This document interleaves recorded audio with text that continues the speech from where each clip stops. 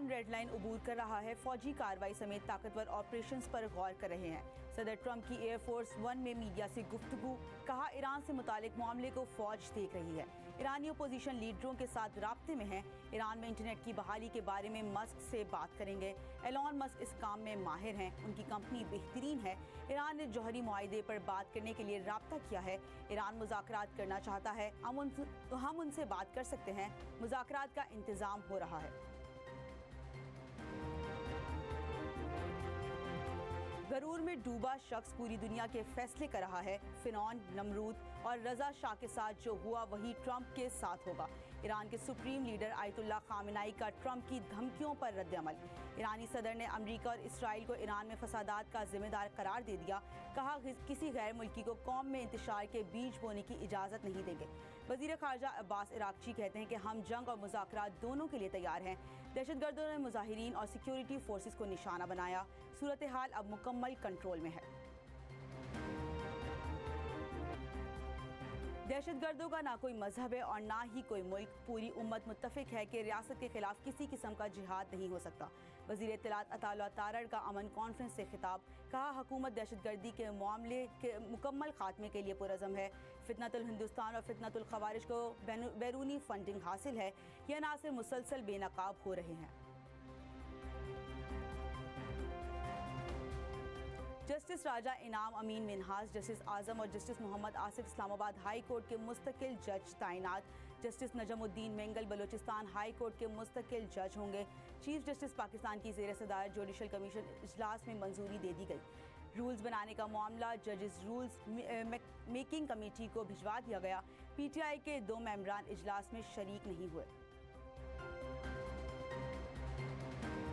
वज़ीर आज़म की new take के तमाम पार्टनर तरबियती इदारों में तलबा और असातिज़ा की बायोमेट्रिक हाज़री की हिदायत। इकोसिस्टम पर जायज़ा इजलास में शहबाज शरीफ ने कहा, बैनुल-अक़वामी सतह पर ज़्यादा मांग वाले हुनर के हवाले से नौजवानों की आलमी सर्टिफिकेशन के साथ तरबियत तरजीह है। जिन इदारों की कारकर्दगी इत्मीनान बख्श नहीं, उनकी रुकनियत मुअत्तल करके कार्रवाई की जाए। शहबाज शरीफ की खलीजी ममालिक में पाकिस्तानी अफरादी क़ुव्वत की खपत के लिए वज़ारत ख़ारजा और वज़ारत समंदर पार मुकीम पाकिस्तानी को इक़दामात में तेज़ी लाने की हिदायत। हुकूमत कौमी असासे फ़रोख्त कर चुकी है, अब इंसाफ भी बराए फ़रोख्त बना दिया। हमें दीवार से लगाया जाए तो फिर एहतजाज का रास्ता ही बचता है। वज़ीर आला खैबर पख्तूनख्वा सुहेल आफरीदी का सिंध हाई कोर्ट बार से खिताब, कहा कि बानी से मुलाकात के लिए 3 जजेस के ऑर्डर जेल सुप्रिटेंडेंट नहीं मानता। चीफ जस्टिस को बार बार कॉल की लेकिन मुझे कोई जवाब नहीं दिया। सिंध हुकूमत ने अजरक और सिंधी टोपी की भी बेहुरमती की। इज्जत देने पर आवाम को शुक्रिया। वज़ीर आला खैबर पख्तूनख्वा सुहेल आफरीदी की मज़ार कायद पर हाज़री, फातिहा ख्वानी की। उम्मीद है सुहेल आफरीदी ने मज़ार कायद पर 9 मई के वाक़यात की मुआफ़ी मांगी होगी। वज़ीर आला कराची सैर के लिए गए, जलसे की इजाज़त मिली तो ट्रकों के दरमियान घूमना शुरू कर दिया। वज़ीर इत्तलात पंजाब उज़मा बुखारी की प्रेस कॉन्फ्रेंस, कहा फसाद ग्रुप की धमकियों और साजिशों के बावजूद रिकॉर्ड तरसीलात मौसूल हुई। फॉरेंसिक रिपोर्ट में साबित हो गया 9 मई की वीडियोज़ में कोई छेड़छाड़ नहीं की गई। PTI के कारकुन बराह रास्त रेडियो पाकिस्तान हमले में मुलव्वस निकले।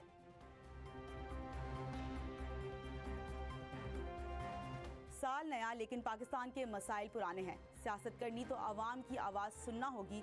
चेयरमैन PTI बैरिस्टर गौहर की मीडिया से गुफ्तगू, कहा हुकूमत को अपोजिशन लीडर का नोटिफिकेशन करना होगा वरना होम अलोन का शिकार हो जाएगी। सुहेल आफरीदी के दौरे सिंध में सूबाई हुकूमत का आखिरी दिन का रवैया जमहूरी नहीं था। सूबाई हुकूमत को सिंधी टोपी और अजरक का भरम रखना चाहिए था। हमेशा दहशतगर्दी की मजम्मत की सुहेल आफरीदी का कराची जाना पहले से प्लान था। PTI हुकूमत करप्शन को जुर्म नहीं समझती, ये रियासत के पैसे जलसों पर लगाते हैं। वज़ीर आज़म के कोऑर्डिनेटर इख्तियार वली खान की प्रेस कॉन्फ्रेंस, कहा खैबर पख्तूनख्वा में अमन व अमान की सूरत हाल मखदूश, स्मगलिंग अपने उरूज पर है, तालीम का निज़ाम तबाह हो चुका है, सेहत का शोबा तबाही की जानिब गामजन है, सेहत कार्ड पर बड़ी करप्शन हो रही है, अवाम अस्पतालों में तड़प रहे हैं, अद्वियात नहीं मिल रही। खैबर पख्तूनख्वा में गुज़िश्ता 13 साल में क्या काम हुआ? बदकिस्मती से तमाम मामलात को कैदी नंबर 804 से जोड़ा जा रहा है। इस्लामाबाद मकामी हुकूमत ऑर्डिनेंस जारी, हर टाउन कॉरपोरेशन में यूनियन काउंसिल के चेयरमैन बतौर जनरल मेंबरान होंगे। हर टाउन कॉरपोरेशन में 4 खवातीन, एक किसान यावर, एक ताजिर या बिजनेसमैन होगा, एक नौजवान रुकन और एक गैर मुस्लिम रुकन होगा।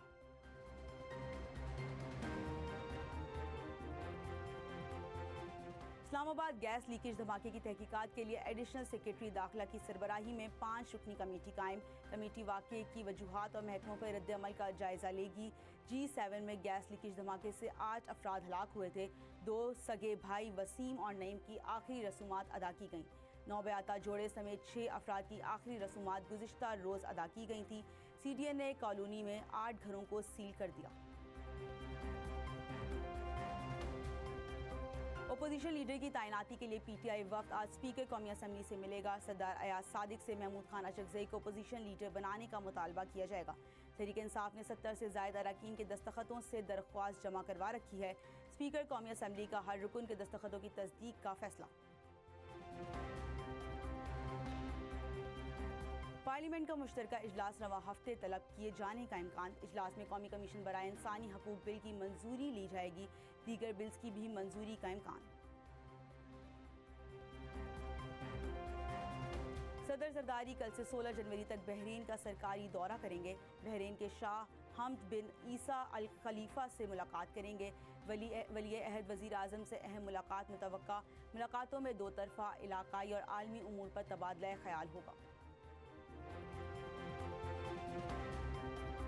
बिजली की औसतन फ़ी यूनिट कीमत में रद्दोबदल के हवाले से समाअत मुकम्मल। नेपरा अथॉरिटी आदाद व शुमार का जायज़ा लेकर तफसीली फैसला जारी करेगी।